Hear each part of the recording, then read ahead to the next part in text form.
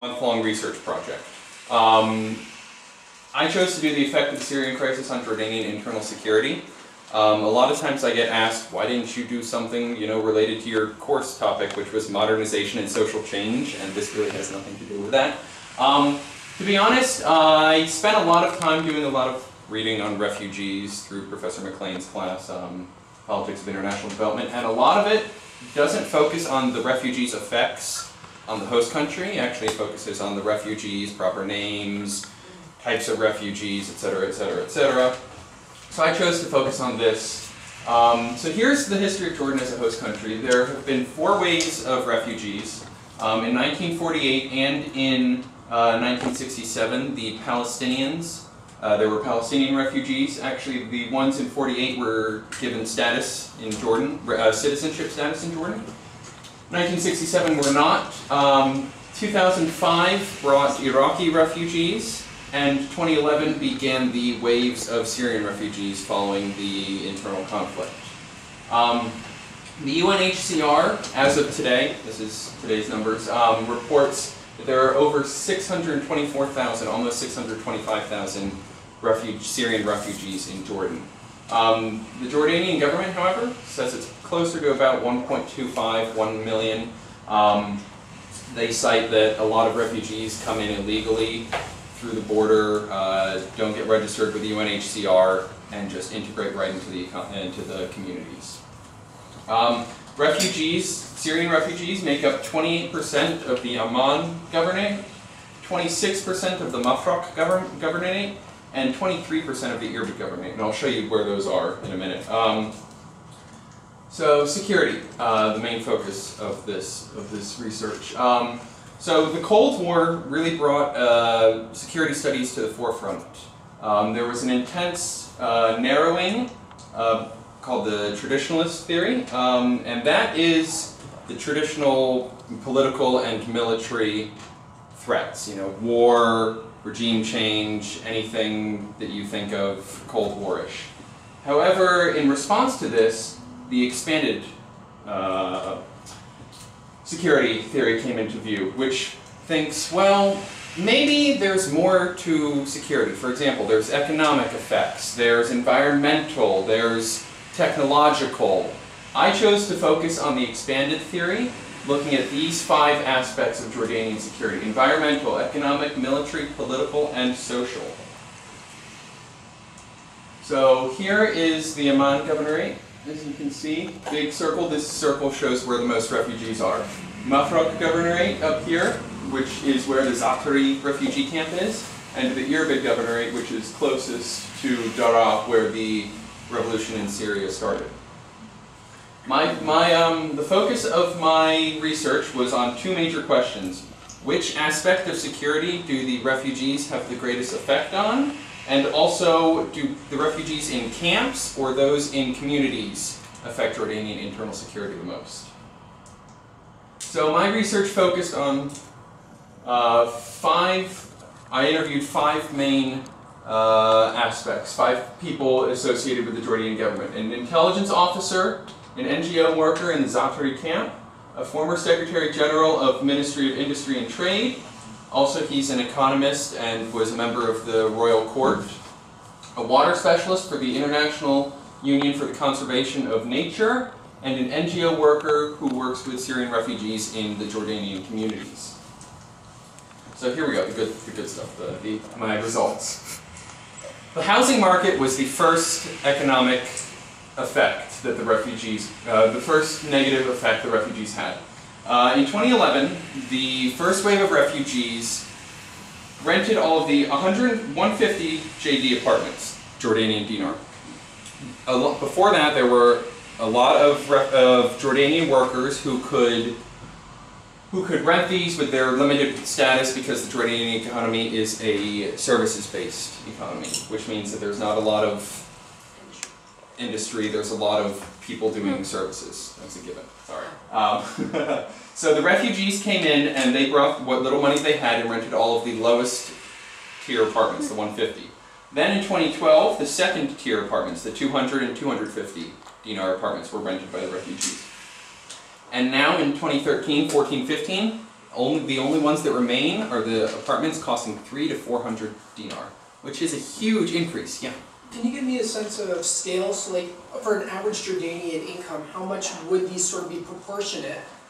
So like would the first tier be sort of like 10% of their yearly kind of monthly income? Yeah. The upper one would be like 20, 30%? Yeah. Usually it's about, they make anywhere from 350, I think is the last number I read, 350 to about 500 dinar a month. So this is a serious, that's the lowest income, that's minimum wage. So that's a serious, discrepancy going from 150 being able to afford housing and provide for your family to not being able to afford housing and not being able to provide for your family.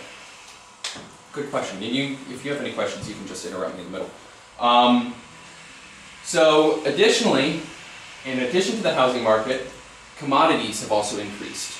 The former Secretary General of Ministry of Industry and Trade told me that a huge portion of Jordan's commodities, anything from olive oil, believe it or not, to clothes and even lambs. Actually, a good number of lambs and sheep found pre-2011 were from Syria.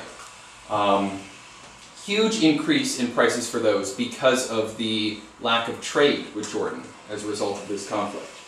So not only are they not being able to provide housing, but they also can't provide the necessary goods. Actually, the World Food Program reports a 200,000 metric ton increase in food demand since the refugees got to Jordan, which is a huge, huge, huge discrepancy. Foreign trade also decreased. Trade with Syria made up a significant part of Jordan's international trade. So not only trade with Syria, but also land trade. Trade with Lebanon and Turkey have also been cut because not only the conflict going on, but also the Islamic State has put huge taxes on trade, on roads, huge dangers too. Also Europe. Trade with Europe used to travel through Turkey and Syria. Now it's being diverted through the Red Sea to Jordan's only seaport at Aqaba. The EU made up 22% of international trade. So there's a huge price associated with diverting all of that trade up. So they're getting a lot less quantity of goods for a higher price. Unemployment has also increased significantly. The Syrian refugees are coming from a more industrial economy, which means that they're more preferred in terms of over the Jordanians in the service base. Not only that, they also can be paid less and also under the table. A huge number of Syrian refugees actually receive income from the UN, donor countries, which means that they can be paid about 70 JD as opposed to the 300 that Jordanians get paid. So there's a huge discrepancy. So who's being unemployed?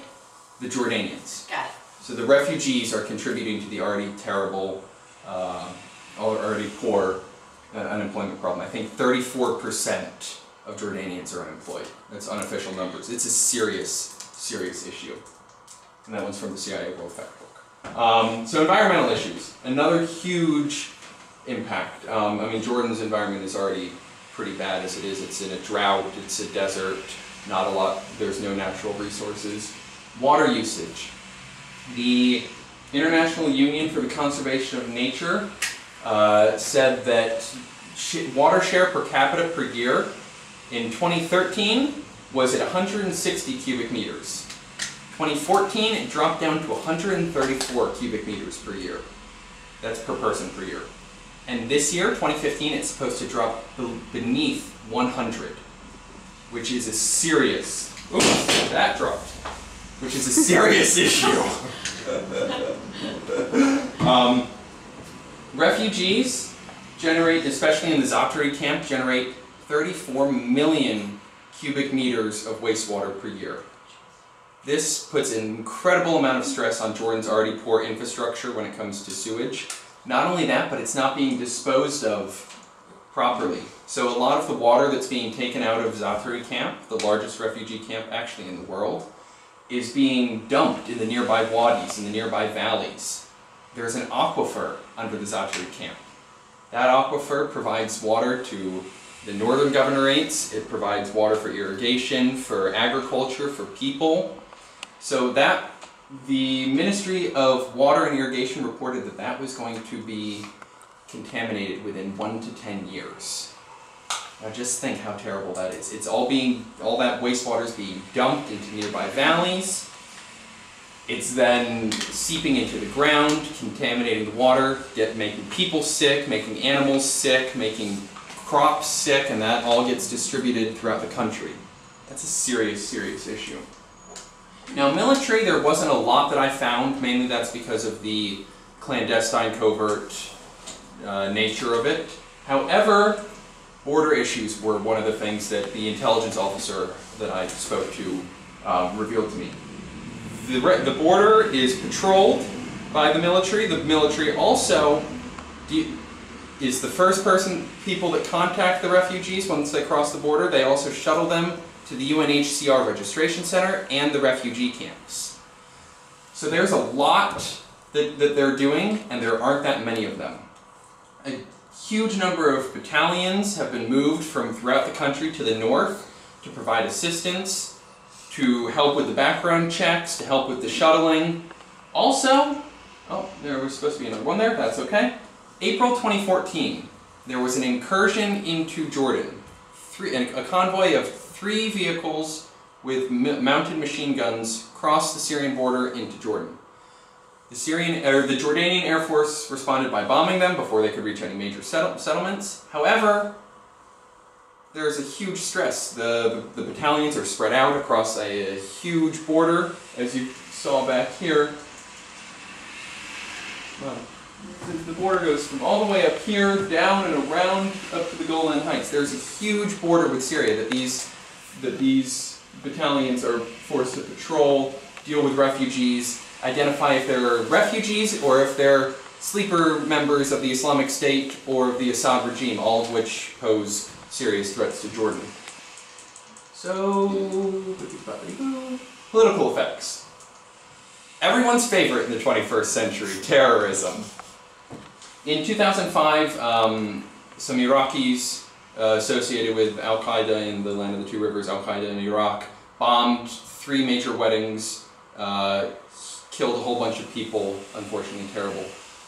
One of the women that was captured was the one that the Jordanian government was considering releasing to Islamic State in return for the lieutenant colonel, the Air Force pilot, who was unfortunately burned.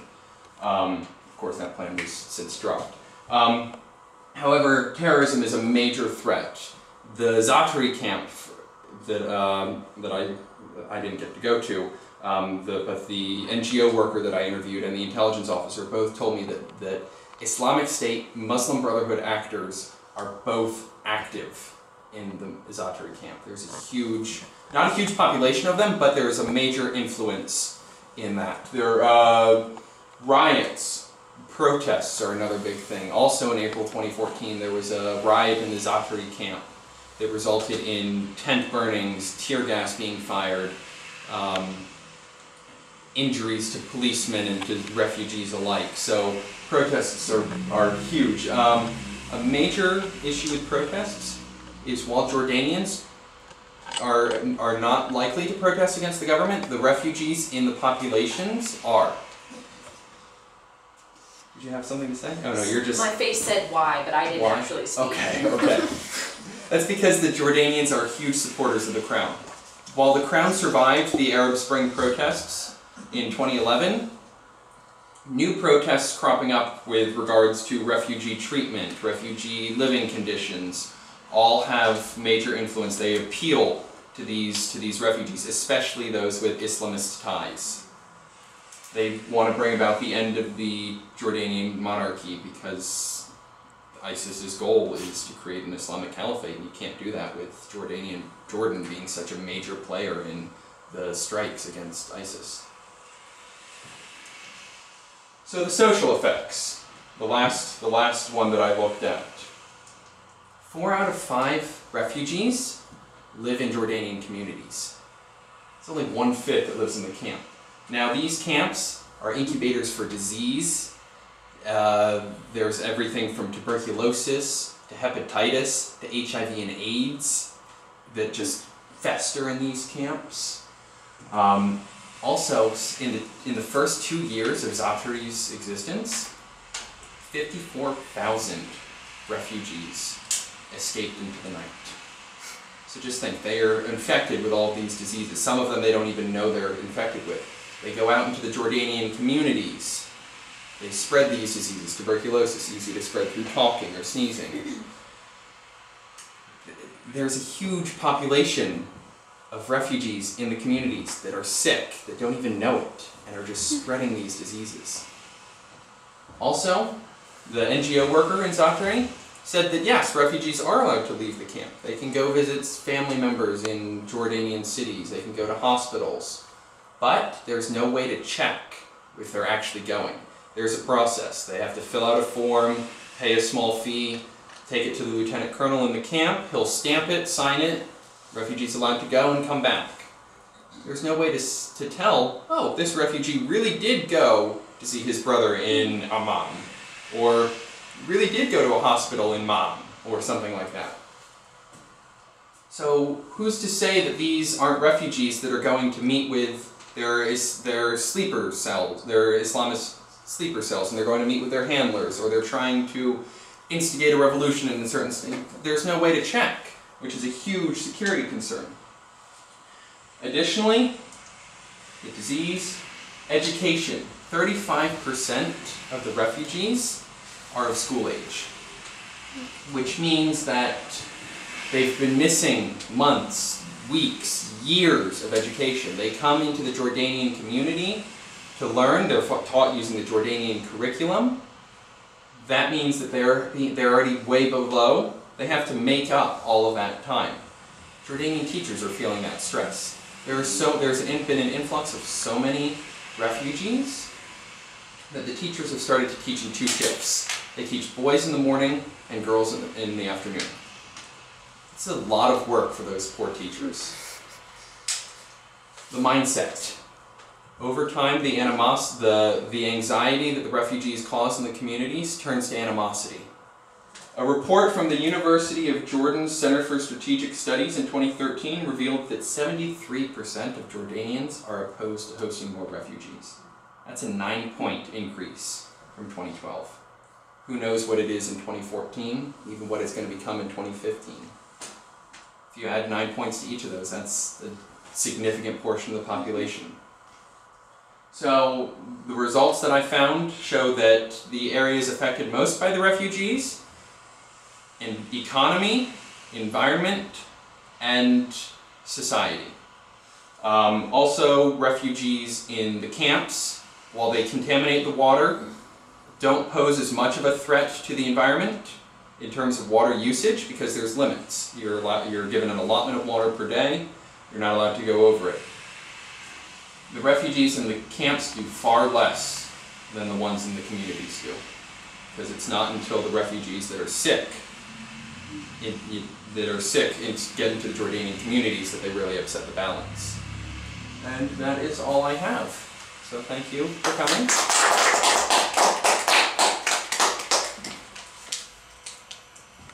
Question? Oh wait, no, you go first. I have 700. No. Let me get some water first. Given the 4 waves of refugees, and so in some ways you would expect Jordan would have had, with this history, would have developed a way of handling the refugees over time, especially since it hasn't been since 1947, but several ways in between. What has been the track record with handling those refugees? Were most of them eventually integrated seamlessly into Jordanian society? Is there residual issues from those that's compounding this one? Is there something specific to this one that's making it worse for the Jordanian society than previous ones had been? Good question. So the issue is, at least in 2005, which is the one that I looked at most in depth, there was infrastructure to create a refugee camp for the Iraqis when they first came in 2005. They were only expecting them to come for 3-4 months at most. They didn't expect them to stay as long as they did. All of that infrastructure soon evaporated, fell out from underneath. Refugees, not only that, but refugees from Iraq came with mass amounts of wealth and began to drive up property prices in Jordan. So they would buy all of these cars, they would buy all these houses, they raised everything, the price of everything. And then their money dried up, which means that they couldn't afford all these things. So they had driven all the prices up, the Jordanians were struggling to meet them, and then even the Iraqis couldn't afford them. So there was a mass stoppage. Stopping. Everything stopped. So there was, the issue with all waves of refugees in Jordan is the infrastructure isn't there. They don't have the infrastructure to support this. And the continuous growth of each wave, even after the fact, worsened the condition far enough that when the Syrians came, an already broken system was broken even further. Does that answer your question? Mm-hmm. Good. Okay. So you mentioned they register or they don't register with the UNHCR. Why wouldn't they?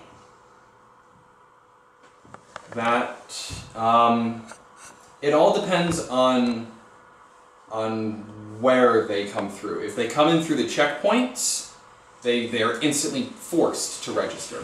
However, a lot of the refugees pay Bedouins and sneak into the country illegally. They go in between checkpoints. A lot of it actually comes from security.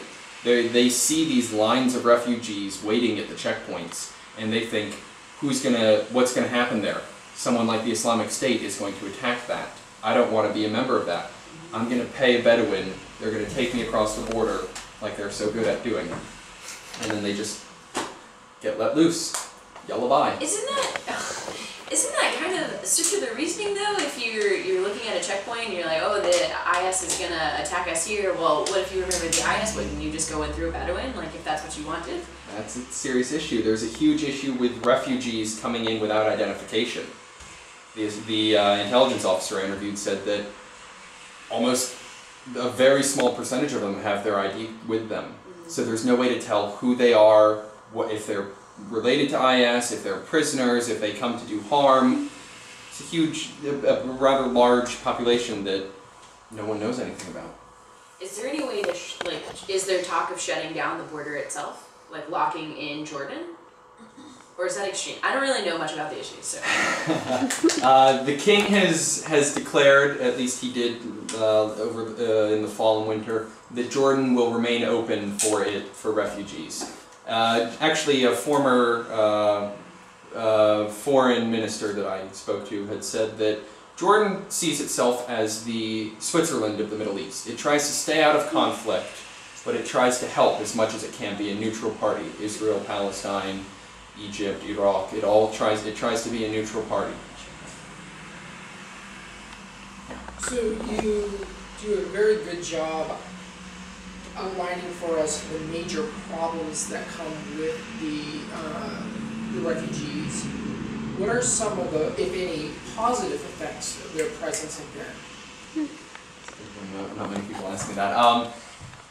The first one, the one that comes to everyone's mind, is funding.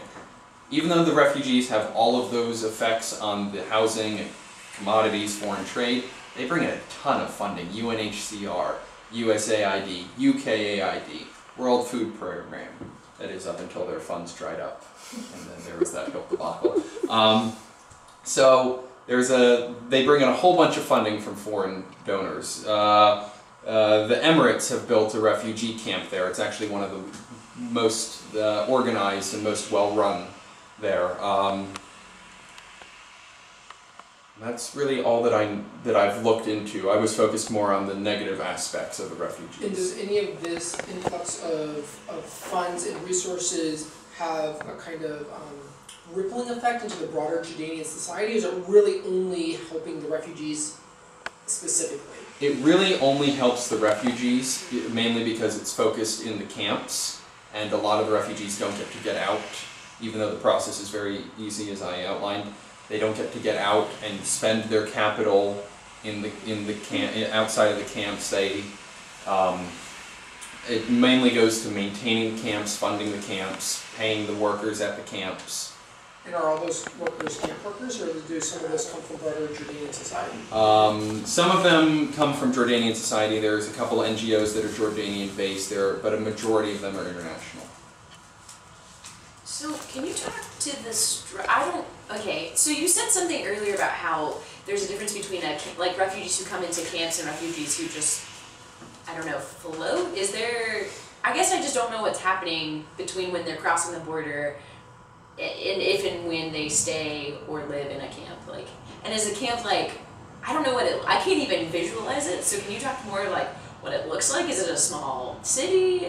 Like, how are they not allowed to leave? I'm just confused. Okay, so the way that the camps are run is, oh man, I wish I had a photo, is, I can draw one, but you don't want that. There's a computer, yes, excellent, look at that, technology, I'm really bad at that. So let me pull up a camp for you.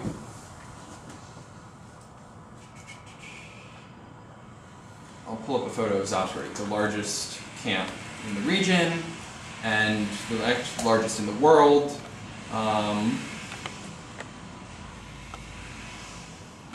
It's really fun.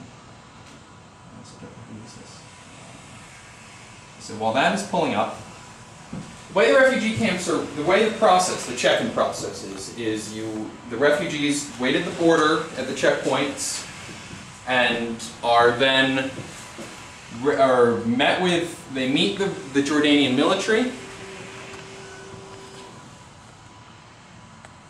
Here's a photo. They meet the Jordanian military, have a small interview background session. This is Zatari. It's the third biggest city in Jordan now. Oh wow, okay.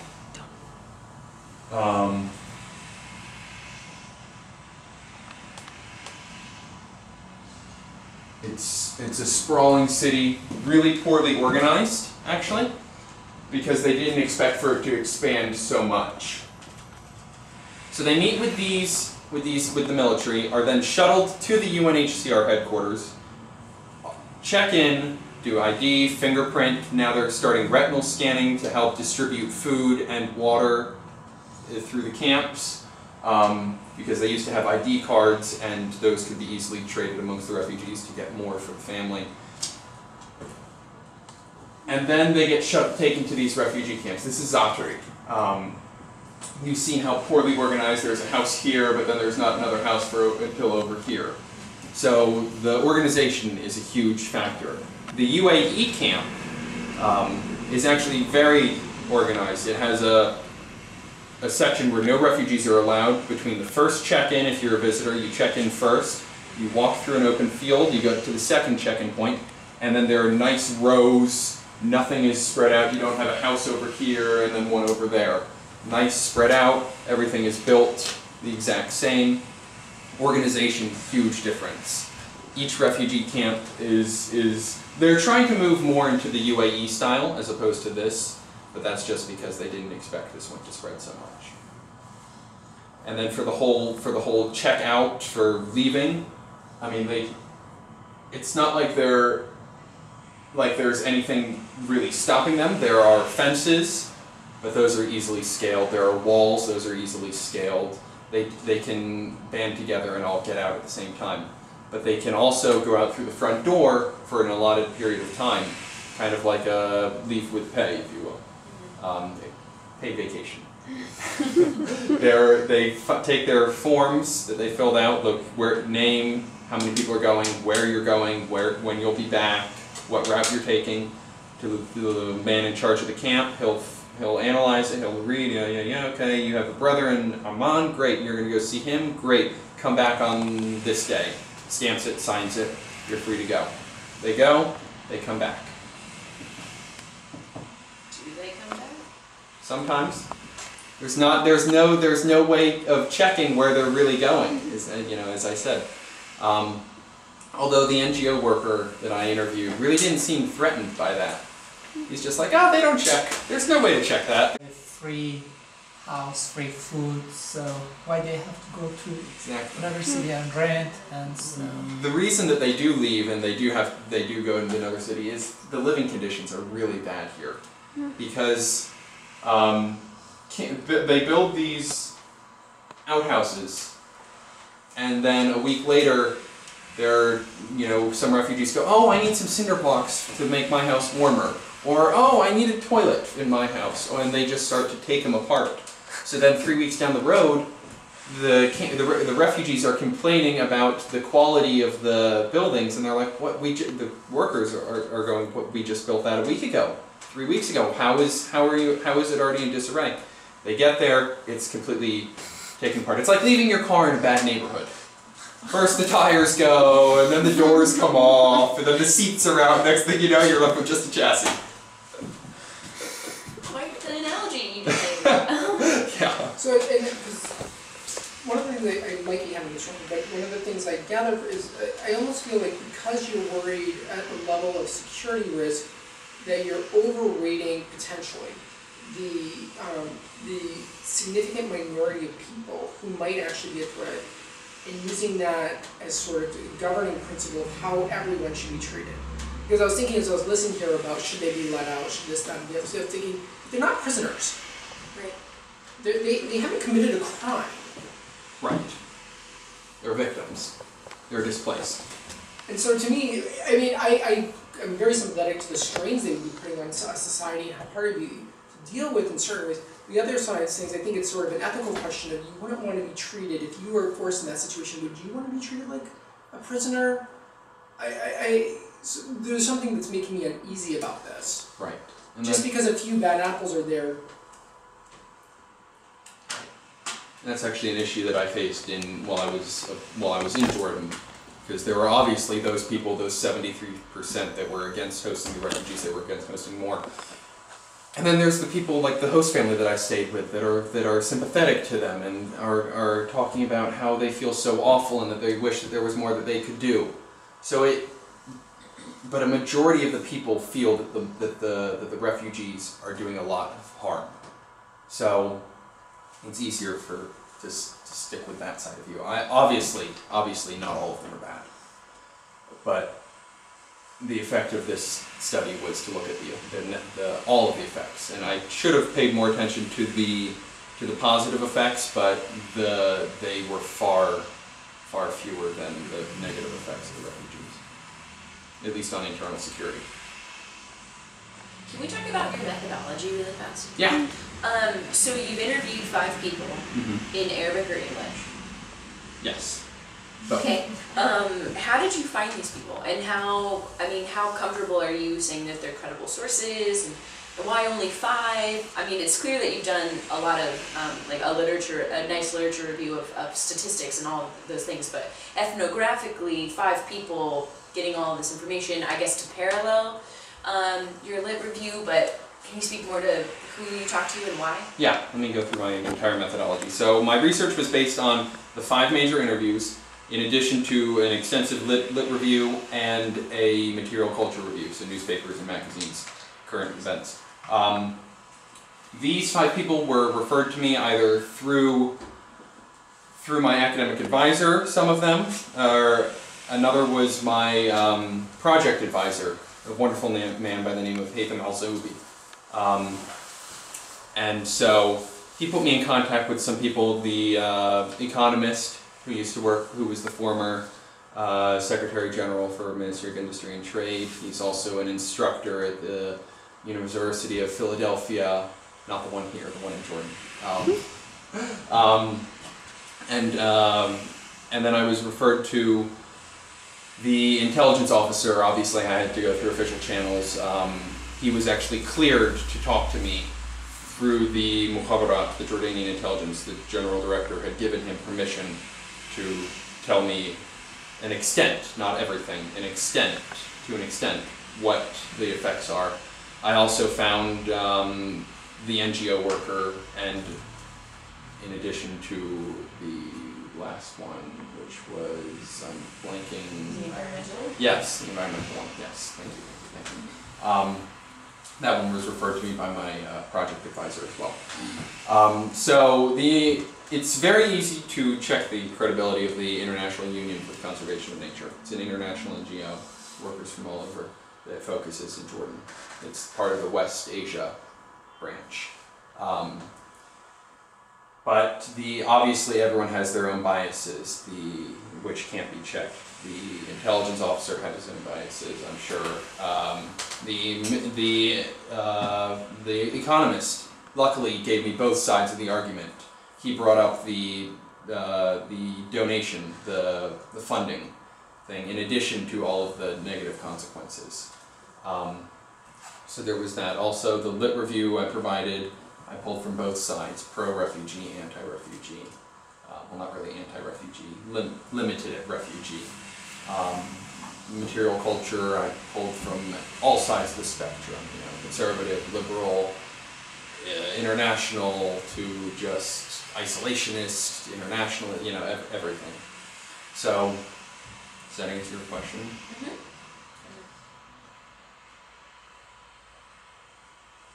Anyone else? No? Alright, well, Well, thanks thank you very again.